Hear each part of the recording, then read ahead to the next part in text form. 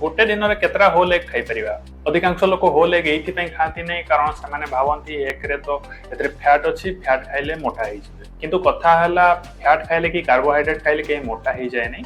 आपण टोटल दिन रे केते कैलोरी खाउछंती, 24 घंटा रे केते कैलोरी खाउछंती ता ऊपर डिपेंड कर। जदि आपण 24 घंटा रे आपण को दरकार कैलोरी रु अधिक कैलोरी खाउछंती ताहले जे आपण वेट गेन करिवे। आ जो सेकंड इश्यूटा हला अधिकांश लोक भावंती अंडा रे कोलेस्ट्रॉल अछि आ कोलेस्ट्रॉल खाइले तांकर कोलेस्ट्रॉल भी बढ़ी छियो। किंतु सत कथा हला आपण को डाइट रे जो कोलेस्ट्रॉल नउछंती सेटा आपण को ब्लड कोलेस्ट्रॉल को अफेक्ट करे नाही। आम लिवर आम देह रे कोलेस्ट्रॉल लेवल को बैलेंस करे।